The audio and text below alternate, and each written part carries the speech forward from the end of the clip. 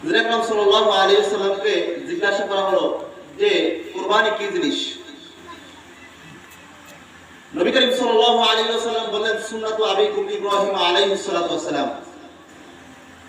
এটা হযরত ইব্রাহিম আলাইহিস সালাতু ওয়াসসালাম রেখে যাওয়া সুন্নাত। ক্বালু ফামা লানা ফিহা ইয়া রাসূলুল্লাহ,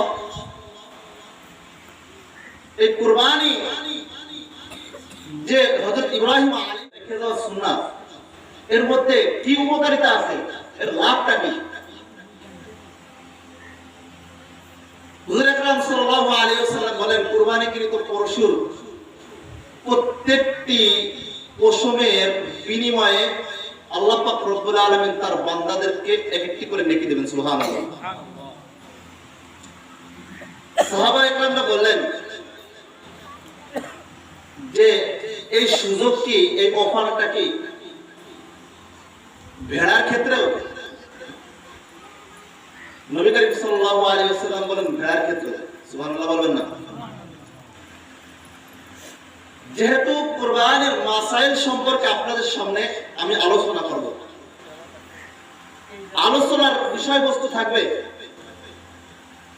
যে কুরবানি কাদের উপর ওয়াজিব, কুরবানি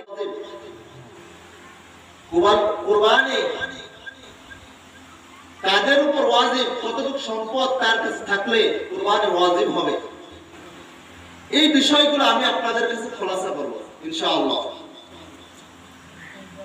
সর্বপ্রথম আপনারা চারটি বিষয়, চারটি সিরিয়াল নিজেদের মধ্যে রেখে দেন। এক নম্বর,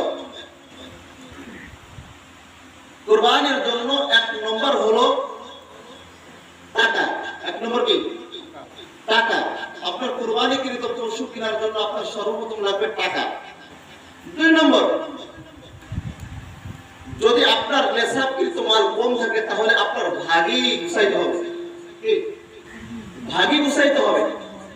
এবার ভাগই গুছাইতে গেলে জোড় ভাগই হবে নাকি বেজোড় ভাগই হবে, আবার সর্বোচ্চ কত ভাগই হতে পারবে, এইগুলা ঠিক আছে। দুই নম্বর গেল। তিন নম্বর হলো আপনার পশুটা কেমন হবে, কি পশুটা কোন ধরনের পশু আল্লাহর রাস্তায় কুরবানি করতে হবে। 4 নম্বর, কুরবানিকৃত গোশত, পশুর গোশত বন্টন সম্পর্কে, কি বন্টন সম্পর্কে। এই 4টি সিরিয়াল আপনারা মনে রাখবেন ইনশাআল্লাহ। প্রথম আসি, কুরবানি কাদের উপর ওয়াজিব, কুরবানি কাদের উপর ওয়াজিব। 1 নম্বর প্রশ্নের উত্তর হলো প্রাপ্ত বয়স্ক। কি বলেন? প্রাপ্ত বয়স্ক, সুস্থ মস্তিষ্ক, নেশাব সম্পূর্ণ ব্যক্তি। কি? 1 নম্বর প্রাপ্ত বয়স্ক, বালেগ বালেগা, বালেগ বালেগা নারী পুরুষ, সুস্থ মস্তিষ্ক। কি?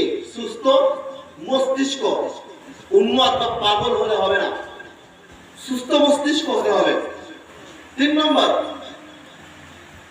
যেটা হলো আপনার নেশাব পরিমাণ টাকা তার থাকতে হবে, নেশাব পরিমাণ সম্পদ তার থাকতে হবে। এই তিনটার পরিপূর্ণ তার কাছে আছে, তার উপর কুরবানি করা ওয়াজিব। কি? তার উপর কুরবানি করা ওয়াজিব। এবার আসেন, কুরবানি যে ব্যক্তি নেশাব পরিমাণ টাকা কতদিন থাকলে তার উপর কুরবানি ওয়াজিব। প্রশ্ন আছে না? প্রশ্ন বলবো, উত্তর বলবো। কুরবানির জন্য আপনার কতটুকু নেশাব দরকার, আর নেশাব পরিমাণ টাকা যদি থাকে তাহলে ওই টাকা কতদিন পর্যন্ত আপনার কাছে থাকলে আপনার উপর কুরবানি ওয়াজিব। যেমন যাকাতের জন্য আপনার সম্পদ, নেশাব পরিমাণ সম্পদ 1 বছর আপনার কাছে থাকতে হবে। কয়দিন? 1 বছর আপনার কাছে থাকতে হবে। কিন্তু কুরবানির ক্ষেত্রে এটা না। কুরবানির ক্ষেত্রে হলো আপনার নেশাবকৃত টাকা, নেশাব সম্পূর্ণ টাকা আপনার কাছে জিলহজ মাসের, বলেন জিলহজ মাসের 10, 11, 12 তারিখ সূর্য অস্তর আগ পর্যন্ত। কি? 12 তারিখ সূর্য অস্তের আগ পর্যন্ত, যতক্ষণ পর্যন্ত আপনার কাছে নেশাব পরিপূর্ণ টাকা আপনার কাছে থাকবে, আপনার উপর ওয়াজিব।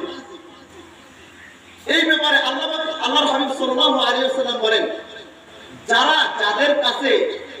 যাদের কাছে নেশাব পরিমাণ টাকা আছে, সম্পদ আছে, আর ওই ব্যক্তি যদি কুরবানি না করে, ঈদের দিন যদি কুরবানি না করে, আল্লাহর হাবিব সাল্লাল্লাহু আলাইহি ওয়াসাল্লাম এদের ব্যাপারে একটা ভয়ানক ঘোষণা দান করেছেন। আল্লাহর হাবিব সাল্লাল্লাহু আলাইহি ওয়াসাল্লাম বলেন, মান ওয়াজাদা সাআ ওয়ালাম ইউহি ফালাম ইকরাবান্না মুসাল্লানা। কি বলছেন? যাদের কাছে এই 3 দিনের মধ্যে নিসাব পরিমাণ টাকা থাকলো, ওয়ালাম ইউহি, সে কুরবানি করলো না, আল্লাহর রাস্তায় পশু উৎসর্গ করলো না, ফালাম ইকরাবান্না মুসাল্লানা, তারা যেন আমার ঈদগাহে না আসে। নাউযুবিল্লাহ বলবেন না? তারা যেন ঈদের নামাজে না আসে। এবার আসেন, কত